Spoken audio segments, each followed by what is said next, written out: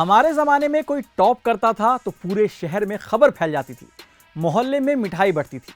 लेकिन ज़माना ऐसा बदला कि एक नहीं दो नहीं, कुल 67 यानी 67 लोग टॉप कर गए। मानो पूरा क्लास ही टॉपर हो गया। यहाँ बात हम डॉक्टर बनने वाले एग्जाम यानी कि नीट की कर रहे हैं। National eligibility cum entrance test undergraduate को लेकर एक अजब गजब मामला सामने आया है। पहले 67 टॉपर बने, ये खबर आई। फिर खबर आई कि इनमें से 44 तो टॉपर इसलिए बने क्योंकि उनको गलत जवाब देने पर ग्रेस मार्क्स मिले हैं।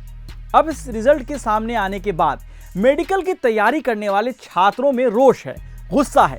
मेहनत से पढ़ने वाले बच्चे परेशान हैं। क्या ये एग्जाम फेयर हो रहा है? उनके साथ साथ विपक्ष की पार्टियां भी इस एंट्रेंस टेस्ट में कथित घोटाले का आरोप लगा रही हैं। चलिए आइए आपको बताते हैं कि आखिर रिजल्ट में ऐसा क्या सामने आया कि इसमें घोटाले के तमाम आरोप लगने लगे। क्यों नीट यूजी सवालों के घेरे में है और एग्जाम कराने वाली एजेंसी ने स्कैम के आरोपों पर क्या कहा है। एक एक कर इन सब का जवाब देने से पहले आपको इस एग्जाम के बारे में बताते हैं। नीट यूजी क्या है, एग्जाम कौन लेता है? नीट यूजी यानी national eligibility cum entrance test undergraduate हर साल मेडिकल की पढ़ाई एमबीबीएस, बीडीएस या आयुष कोर्स के लिए नेशनल टेस्टिंग एजेंसी यानी कि एनटीए इस एग्जाम को आयोजित यानी कंडक्ट कराती है। भारत सरकार के मुताबिक भारत और विदेश में मेडिकल से जुड़े कोर्स की पढ़ाई के लिए नीट परीक्षा क्वालिफाई करना अनिवार्य यानी कंपलसरी है। भारत में 542 मेडिकल, 313 डेंटल, 914 आयुष और 47 बीवीएससी और एएच कॉलेजों में एडमिशन के लिए नीट यूजी हर साल आयोजित की जाती है। अब आते हैं असल सवाल पर। 2024 नीट यूजी के रिजल्ट पर क्यों सवाल उठ रहे हैं?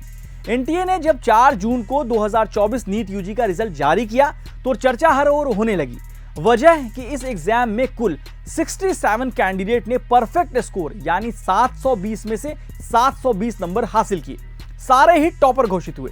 एक साथ 67 कैंडिडेट के टॉपर बनने पर एक साथ सवाल इसलिए उठे क्योंकि 2019 के बाद से नीट यूजी के किसी भी साल में 3 से ज्यादा टॉपर नहीं हुए हैं। इसमें से भी खास बात यह है कि इन 67 टॉपर में 44 ग्रेस मार्क्स लेकर टॉपर बने हैं।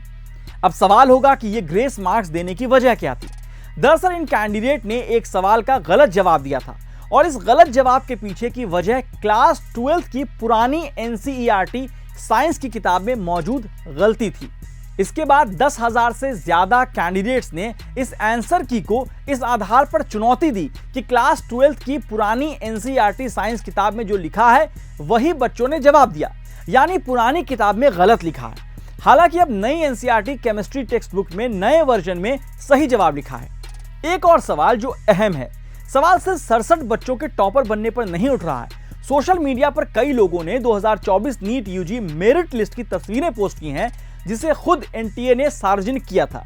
इसमें साफ दिख रहा है कि एक ही सेंटर के 8 छात्रों को परफेक्ट स्कोर 720 मिले हैं, यानी 8 टॉपर एक ही सेंटर के हैं। इतना ही नहीं, कुछ कैंडिडेट्स को 718 और 719 नंबर भी मिले हैं। अब छात्र इस पर भी सवाल उठा रहे हैं क्योंकि इस एग्जाम में सही जवाब पर 4 नंबर मिलते हैं जबकि गलत जवाब देने पर 1 नंबर काट लिया जाता है। अब छात्रों का कहना है कि किसी भी हालत में किसी को 718 या 719 नंबर नहीं आ सकते क्योंकि ये मैथमेटिक्स के हिसाब से संभव नहीं है।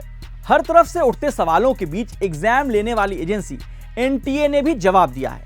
44 कैंडिडेट्स को मिले ग्रेस मार्क्स के पीछे की वजह बताई गई है जो हमने आपको वीडियो में पहले बताया। इसके अलावा 718 या 719 नंबर आने पर उठते सवालों पर एजेंसी ने किसी भी तरह की अनियमितता से इनकार करते हुए कहा कि परीक्षा सेंटर पर कुछ छात्रों को पूरा समय नहीं मिला था जिसकी वजह से भी उनको ग्रेस मार्क्स मिला है। एनटीए के मुताबिक लगभग 1563 छात्रों को समय के नुकसान के बदले ग्रेस मार्क्स दिए गए थे। सवाल यह भी है कि अगर 67 छात्रों ने टॉप किया है और सबने अपना पहला प्रेफरेंस एम्स दिल्ली दिया है तो सबको कॉलेज कैसे अलॉट होगा? इंडियन एक्सप्रेस की रिपोर्ट के मुताबिक एनटीए के अधिकारी ने कहा है कि भले ही 67 छात्रों को पहली रैंक दी गई है, इसका मतलब ये नहीं कि ये सभी 67 को एम्स दिल्ली में एडमिशन मिलेगा। हमारे पास टाई ब्रेकर पॉलिसी है। ऑल इंडिया रैंक 1 हासिल करने वाले हर छात्र को टाई ब्रेकर पॉलिसी के अनुसार मेरिट लिस्ट बनेगा और उसमें उनकी वास्तविक स्थिति दिखाई देगी। तो बाकी खबरों के लिए आप देखते रहिए द क्विंट और क्विंट हिंदी।